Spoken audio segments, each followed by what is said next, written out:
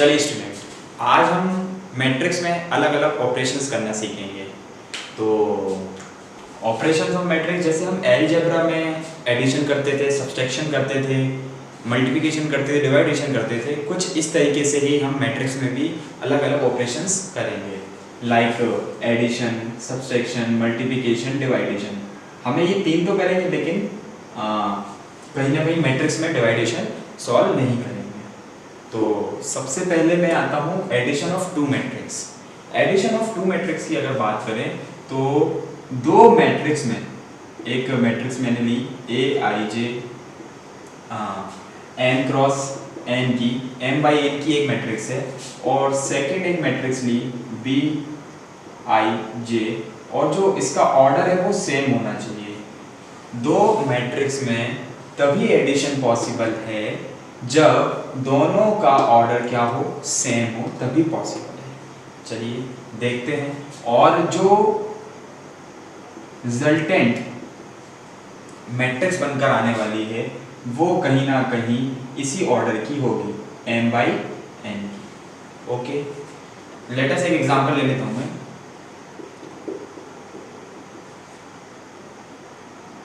एक मैट्रिक्स है a equal to 2 1 3 6 and b equal to 3 5 4 8। तो हमको nth a plus b find out करना है। एडिशन सिंपल है, दो तभी पॉसिबल है जब इनका ऑर्डर क्या हो, सेम हो। तो यहाँ पर ऑर्डर क्या है, 2 बाई 2 का, यहाँ पर भी ऑर्डर क्या है, 2 बाई 2 का। ओके, देन आप एडिशन करते हैं। तो एडिशन जो हमारे पास रिजल्टेंट मैट्रिक्स आने वाली है वो भी 2 बाई 2 की ही आएगी। ओके, अब जो एडिशन होता है वो करस्पॉन्डिंग एलिमेंट का करस्पॉन्डिंग एलिमेंट के साथ ही होता है। 2 प्लस 3, ओके, नाउ 1 प्लस 5, प्यारे बच्चों इसी प्रकार 3 प्लस 4 एंड 6 प्लस 8। ओके, तो a plus b equal to आया 2 plus 3 is 5, 3 plus 4 is 7, 1 plus 5 6 और 6 प्लस 8 इज 14। तो देखिए रिजल्टेंट मैट्रिक्स है वो भी कहीं ना कहीं 2 बाई 2 की है। ओके, अब मैं एक एनसीईआरटी का क्वेश्चन ले लेता हूँ एग्जाम्पल, उसके थ्रू मैं सॉल्व करता हूँ। तो एग्जाम्पल नंबर 6 है,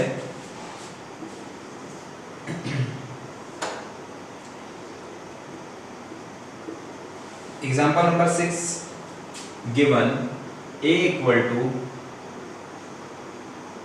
√3 1 minus 1 2 3 0 and given b equal to 2 √5 1 minus 2 3 plus 1/2। अब मुझे a plus b find out करना है। तो a प्लस b एडिशन निकालना है। तो सबसे पहले चेक करेंगे क्या इनका ऑर्डर सेम है। तो देखिए रो में 2 और कॉलम इज 3, 2 बाई 3 की है, और यहाँ पर भी देखिए 2 रोज एंड कॉलम आर 3, 2 बाई 3 की दोनों हमारे पास मैट्रिसेस दी हैं, तो इनका एडिशन पॉसिबल है। और जो रिजल्टेंट मैट्रिक्स बनकर आने वाली है वो क्या बनकर आने वाली है हमारे पास, वो भी कहीं ना कहीं 2 बाई 3 की मैट्रिक्स बनकर आने वाली है। चलिए करिए, √3 प्लस 2, √3 प्लस 2, 1 प्लस √5 माइनस 1 और प्लस 1 कितना हो जाएगा 0, 2 माइनस 2 तो यहाँ भी 0, 3 plus 3 6 and 0 plus 1/2 is 1/2। It is the answer. अब आपके दिमाग में कहीं ना कहीं क्वेश्चन अराइज होगा, अगर सर यहाँ पर हमें ए दिया है, बी दिया है और सी इक्वल टू एक कोई तीसरी 1 3 2 5 4 6, देखिए नंबर ऑफ रोज कितनी हो गई 3 और कॉलम कितनी हो गई 2। अगर मुझसे कोई बोले a प्लस सी निकालिए, क्या पॉसिबल है? देखिए यहाँ पर a क्या है 2/2 का कहीं ना कहीं ऑर्डर मैट्रिसेस, और यहाँ पे c का ऑर्डर क्या है 3/2 का, तो ये पॉसिबल नहीं है। ओके, एडिशन तभी पॉसिबल है when here order are same. Okay, तो इसके आगे हम अब सब्सट्रैक्शन सीखेंगे। Before that note it down. चलिए अब हम डिफरेंस करना सीखते हैं कि दो मैट्रिसेस को सब्सट्रैक्शन कैसे करते हैं। तो जिस तरीके से मैंने अभी बात करी थी आपसे कि जब एडिशन करा था तो उनका ऑर्डर क्या था, सेम था, तो इसमें भी order should must be same. Condition क्या है, ऑर्डर मस्ट बी सेम, तभी ये पॉसिबल है। मैं एक एग्जांपल ले लेता हूँ। ए इक्वल टू, लेटेस्ट एक एग्जांपल लिया मैंने, A equal to 6 8 7 9 and given B equal to 2 4 3 5। अब हमको सब्सट्रैक्शन करना है, डिफरेंस करना है, तो a माइनस बी। मैंने अभी क्या बताया, मैट्रिक्स का डिफरेंस तभी ही पॉसिबल है व्हेन ऑर्डर आर सेम। इसका ऑर्डर चेक कर लेते हैं पहले। 2 बाई रोज 2 है, कॉलम 2, 2/2 के मैट्रिसेस है। इसी प्रकार इधर पे भी rows 2 and matrices are and column are also 2, तो ऑर्डर कितना होगा 2/2, इधर पे भी ऑर्डर 2/2। तो जो रिजल्टेंट मैट्रिक्स आने वाली है वो भी क्या बनने वाली है, ऑर्डर क्या रहेगा 2/2 का। 6 में से 2 माइनस, करस्पॉन्डिंग एलिमेंट्स में से करस्पॉन्डिंग एलिमेंट को माइनस करेंगे।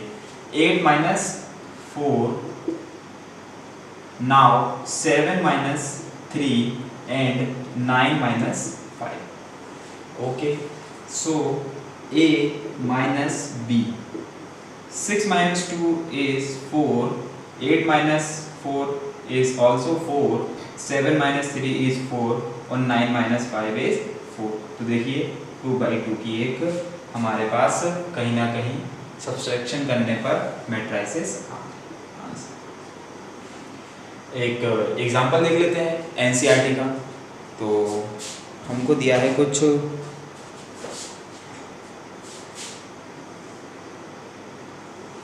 क्या दिया है, a equal to 1 2 3, b equal to 2 3 1 and b equal to 3 -1 3 -1 0 और 2। हमें अब सब्सट्रैक्शन करना है। तो देखिए a माइनस बी निकालना है। पहले हम उनका ऑर्डर चेक करते हैं। तो रो 2 एंड कॉलम आर 3, 2/3 की है। ऐसे ये रो 2 एंड कॉलम आर 3, तो ये भी कितने की है 2/3।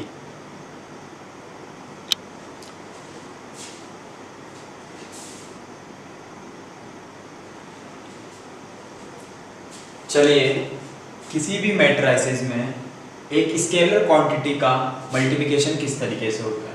तो multiplication of matrices bye scalar, और मैंने लेटेस्ट स्केलर एक के ले लिया, तो किस तरीके से मैट्रिसेस में उसका मल्टीप्लिकेशन होता है। तो मैंने लिया a इक्वल टू, एक मैट्रिसेस है A11 A12 A13 A21 A22 A23।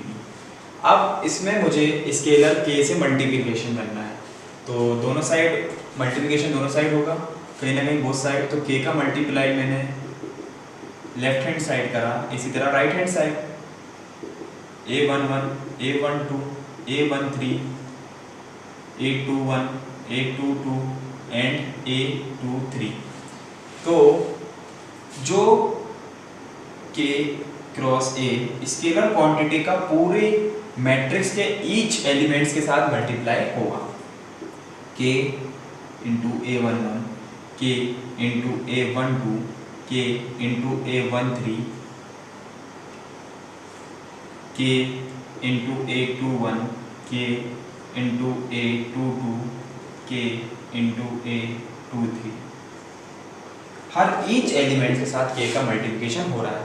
और वही अगर बात अगर हम डिटरमिनेंट्स की करें तो उसमें अलग तरीके से होगा, रो का अलग होता है, कॉलम का अलग, अलग ईच कॉलम एंड रो का अलग मल्टीप्लिकेशन होता है। अब एक एग्जांपल देख लेते हैं।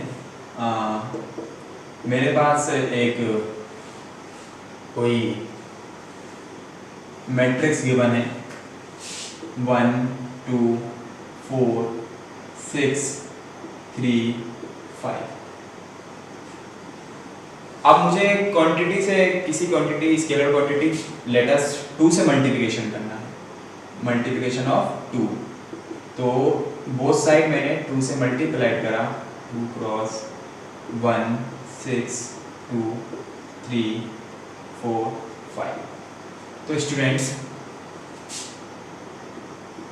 2a इक्वल टू 2 का मल्टीप्लाइड ईच एलिमेंट्स के साथ होगा। तो 2 1 जा 2, 2 2 जा 4, 2 4 जा 8, 2 6 जा 12, 2 3 जा 6, 2 5 जा 10। Okay, got it.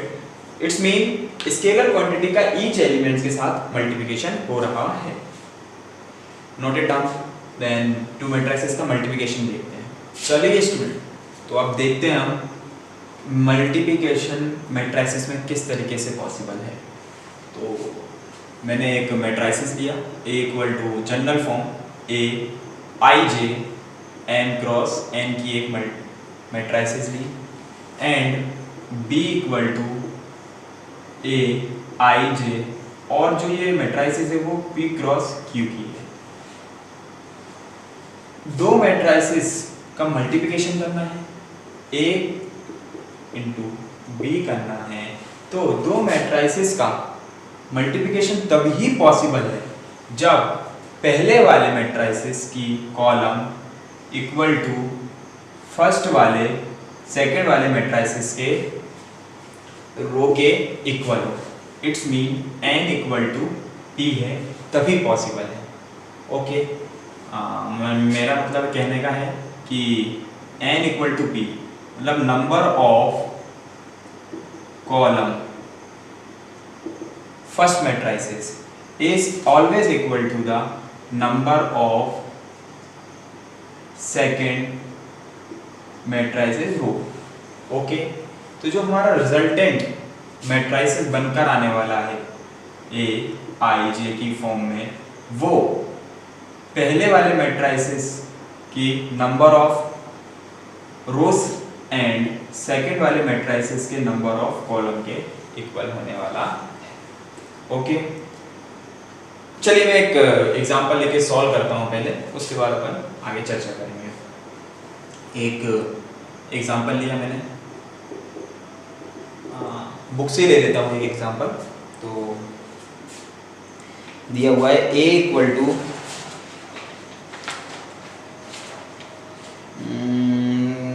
थोड़ा अलग है, चलिए मैं एक सिंपल सा एग्जाम्पल लेता हूँ, उसके बाद 11 क्वेश्चन करेंगे। A इक्वल टू गिवन 1 2 4 3, एक मैट्रिसेस दिए 2 बाई 2 की, एंड सेकेंड मैट्रिसेस 2 1 3 6 4 8। इसका ऑर्डर चेक करें, 2 क्रॉस 2 बाई 3 की सेकेंड मैट्रिसेस है। तो इसका मल्टीप्लिकेशन करते हैं। मैं सबसे पहले क्या बताया, मल्टीप्लिकेशन तभी पॉसिबल है जब पहले वाले मैट्रिसेस की कॉलम इक्वल टू फर्स्ट वाले सेकंड वाले मैट्रिसेस के रो के इक्वल हो। It's mean number of column is equal to number of row. हाँ यहाँ पर इक्वल है, तो हमारी जो रिजल्टेंट मैट्रिसेस बनकर आने वाली है ए बी, क्या बनकर आने वाली है, वो किस बाई किस की बनने वाली है सर, 2 क्रॉस 3 की मैट्रिसेस बनने वाली है। अब यदि बता रहा कि m बाई n और p बाई q की अगर दो मैट्रिसेस हैं, n इक्वल टू p है, तभी हमारे मैट्रिसेस का मल्टीप्लिकेशन पॉसिबल है, और जो रिजल्टेंट मैट्रिसेस बनकर आने वाली है वो m क्रॉस q की बनेगी। देखिए 2 क्रॉस 3 की बनने वाली है। 2 क्रॉस 3 का मतलब क्या है, मैं लिख देता हूँ पहले, मतलब कि यहाँ पे लिखा a 2 क्रॉस 3 मतलब 2 रोज and 3 column, A11 A12 A13 A21 A22 A23। Okay, तो ये एज अ गाइड मैट्रिसेस हो गई हमारी। अब मैं इसका मल्टीप्लिकेशन करते हैं। चलिए मैं A क्रॉस B सॉल्व करता हूँ, ऊपर कर देता हूँ मैं A क्रॉस B, तो A B, देखिए या यहीं पर ही कर देता हूँ, ज़्यादा बेटर रहेगा।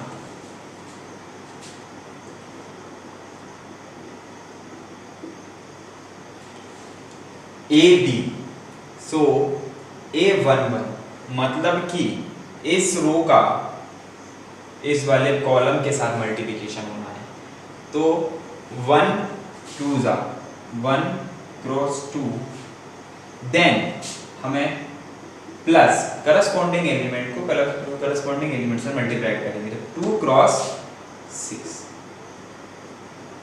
ओके, A11, ठीक है। अब नेक्स्ट A12 निकालना है हमको।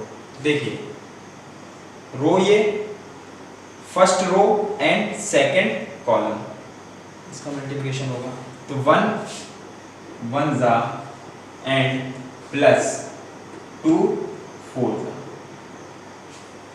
ओके, नेक्स्ट अब क्या बोल रहा है भाई, फर्स्ट रो थर्ड कॉलम, मतलब रो तो फर्स्ट ही है लेकिन कॉलम कौन सा है, सेकंड का थर्ड, तो 1 क्रॉस 3 प्लस 2 क्रॉस 8। ओके प्यारे बच्चों, अब next row second first column, row second and column is first, तो 4 2 जा प्लस 3 6 जा। Okay, next second row second column, second row second column, तो 4 cross 1 plus 3 cross 4। Next second row third column, second row third column, 4 3 जा plus 3 8 जा। Okay, और जो हमें resultant है देखिए 2 row 2 and 3 columns, 2 row and 3 column जो बनता है ये। अब इसको फर्दर हम सॉल्व कर लेते हैं, तो वो किस तरीके से सॉल्व होगी ऊपर कर देता हूँ मैं, तो AB इक्वल टू 1 2 जा 2 एंड 2 6 जा 12, 1 1 जा 1 प्लस 2 4 जा 8, 1 3 जा 3 प्लस 2 8 जा 16। Next 4 2 4 plus 12 is 16, 12 plus 24 is 36। 2 cross 3 की हमारे पास रिजल्टेंट ए बी आ गया। तो आया आप लोगों को समझ में कि किस तरीके से हम मल्टीप्लिकेशन करते हैं। अच्छा, तो ए बी आया, तो क्या मैं बी ए भी निकाल सकता हूँ, क्या बी ए बी के इक्वल होगा, A B equal to B A होगा क्या, तो सर ये ऑलवेज नहीं होगा। से अलजेब्रा में होता था हमारा कि 1 क्रॉस 2 कर लो या 2 क्रॉस 1 कर लो तो ये इक्वल हो जाता था, 2 2 ही आता था, ये इक्वल था, बट ऐसा मैट्रिसेस में हर बार पॉसिबल नहीं है। ओके, हर बार पॉसिबल नहीं है कि every time A B equal to B A आएगा। आगे हम एग्जांपल सॉल्व करेंगे तो उसमें हमको ये चीज़ समझ में आएगी। Okay, noted. Transpose of matrix. Matrix में ट्रांसपोज क्या करते हैं, इसकी प्रॉपर्टी है कुछ भी नहीं है, वो सिंपल सा है। ये बोलता है कि जो नंबर ऑफ कॉलम है उनको रोज से इंटरचेंज कर देना, कॉलम को रोज से, रोज को कॉलम से इंटरचेंजिंग कर देना, बस इट इज कॉल्ड ट्रांसपोज। मैं लिख देता हूं इंटरचेंजिंग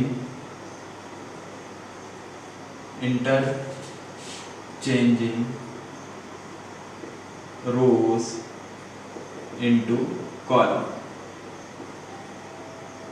किस तरीके से पॉसिबल है देखिए, एक कोई दिया मैंने मैट्रिक्स 1 6 7 2 3 5 4 8 एंड 9। ओके, तो इसका ट्रांसपोज, तो ट्रांसपोज का साइन क्या है, सबसे पहले तो ए टी से भी दिखाते हैं साइन, या ए ट्रांसपोज कुछ इस तरीके से दिखाया जाता है। दोनों तरीके ये सिंबल्स हैं इसके। और अभी बोला मैंने रो को कॉलम में, कॉलम को रोज में इंटरचेंज करना है, तो जो हमारी फर्स्ट रो थी वो हमारा फर्स्ट कॉलम बन जाएगा। 1 रो कॉलम में 1 6 7 2 3 5 था, तो ये कॉलम में चेंज 2 3 5 एंड नाउ 4 8 एंड 9। मतलब जो रोज है वो कॉलम में चेंज हो जाएंगी और इसको ए कहीं ना कहीं ए टी या ए इनवर्स से दिखाते पॉसिबल है। ओके, अब इसमें भी मैट्रिक्स की जो प्रॉपर्टीज हैं वो इसमें भी सेम रहेंगी कहीं ना कहीं, कि स्केलर क्वांटिटी का अगर मैंने मल्टीप्लाइड करता हूँ तो ट्रांसपोज में भी दोनों साइड कहीं ना कहीं के इंटू होने आए तो वो पूरा का पूरा ट्रांसपोज में मल्टीप्लिकेशन होगा। ओके, तो ये ट्रांसपोज ऑफ मैट्रिक्स है। एक और एग्जांपल ले लेता हूँ मैं, ए इक्वल टू 4 5 6 6 3 2 8 4 9। तो देखिए ए ट्रांसपोज क्या होगा, रो कॉलम में 4 5 6 second row second column 3 2 and 8 4 9, so 8 4 and 9। Okay, got it student. चलिए तो note down symmetric matrix. Symmetric matrix क्या होता है, कोई हमें एक स्क्वायर मैट्रिक्स गिवन है, तो अगर स्क्वायर मैट्रिक्स का उसका ट्रांसपोज उसी मैट्रिक्स के इक्वल हो जाए then matrix is called symmetric matrix. मैंने क्या बोला, इफ ए स्क्वायर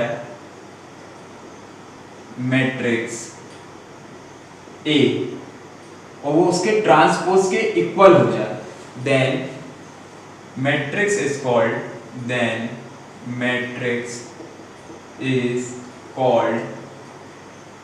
सिमेट्रिक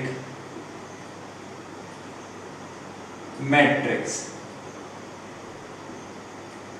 कैसे, एक एग्जांपल लेके सॉल्व करते हैं कि ए हमको गिवन है 1 -1 5 -1 2 1 5 1 3। हमें ट्रांसपोज करना है इसका, तो ए टी ट्रांसपोज में अभी मैंने आपको बताया कि जो रोज है वो कॉलम में इंटरचेंज हो जाती हैं।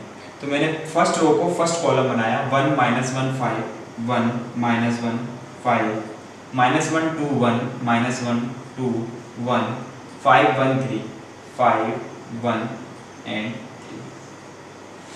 ओके, देखिए स्क्वायर मैट्रिक्स 3/3 की थी, यहाँ पर भी ये 3/3 की आई, और देखिए सेम है एलिमेंट्स क्या है, सेम। इसका मतलब क्या है कि कहीं ना कहीं जो हमारा कोई भी एक एलिमेंट है, मैंने लिया एलिमेंट A12 एलिमेंट, मतलब कि फर्स्ट रो में first row and second column, first row second column क्या था -1, तो अगर कॉलम रो में और रो कॉलम में चेंज हो रहा है तो A21 हो जाएगा, तो ये भी -1 ही आना चाहिए। तो A21 निकालता हूं मैं, देखिए second row and first column, तो देखिए -1 ही आया। ओके, समझ में आया? तो इससे जनरल फॉर्म क्या निकल के आ रही है कि ए आई जे इक्वल टू क्या हो जाएगा, A J I. Okay, got it?